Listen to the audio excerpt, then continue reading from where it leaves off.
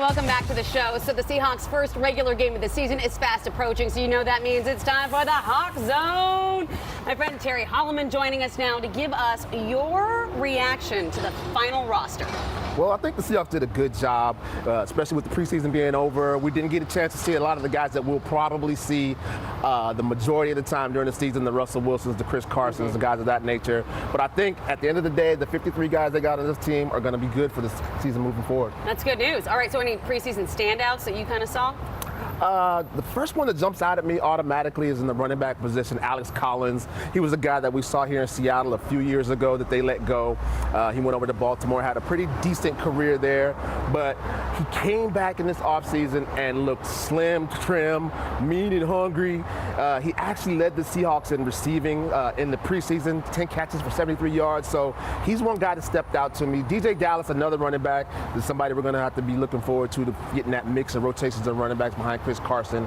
And at the linebacker position, Nick Bellore, he's really impressed me because he was a fullback before, but now he's a linebacker. Switching it around. Yeah. All right, so let's talk about week one versus the Colts. What is that looking like?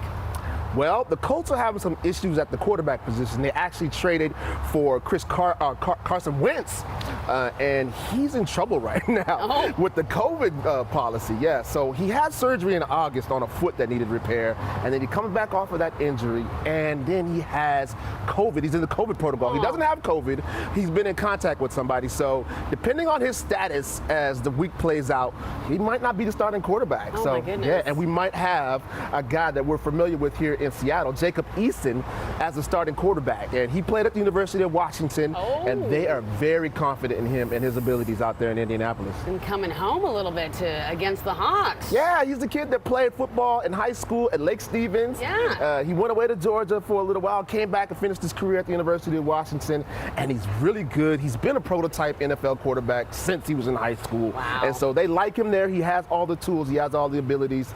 And if he has to come in and play, I think he'll do very well. So we talked about the injured Colt, but what about any injured Seahawks? How are we looking? Well, there's a couple injuries that really took Seahawk fans by surprise and really hurt a couple guys' chances moving forward. John Ursa, he's a wide receiver. He had worked his way into a backup role, trying to fight for a roster position this spring. Torn ACL, he's done for the season. But more importantly, another guy, Ben Burkervin, the linebacker position, another guy from the University of Washington who was really a stalwart on special teams and a guy that helped out as far as depth is concerned in an already depleted linebacker position. So he's done for the season with an ACL injury. And again, that's going to hurt a lot, especially in the special teams where he was really a dynamite guy on special teams.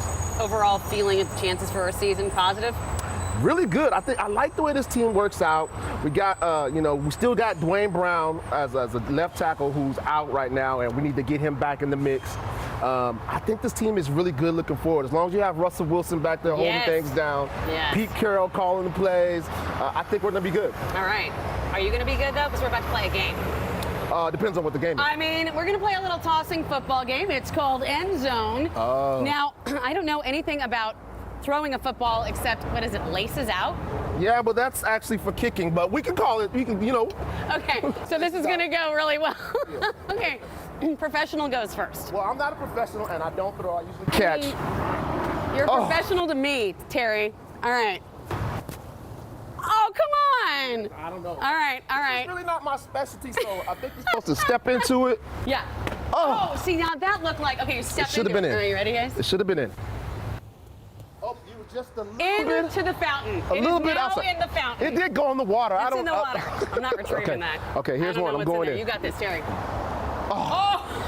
And I almost went to the street. It's going to go to a car on First Avenue, so we should probably stop now. I am so glad we have you for the season. I mean, no secret, I am not the best when it comes to football knowledge, and that is why I got my Terror Bear here, so thank you so much.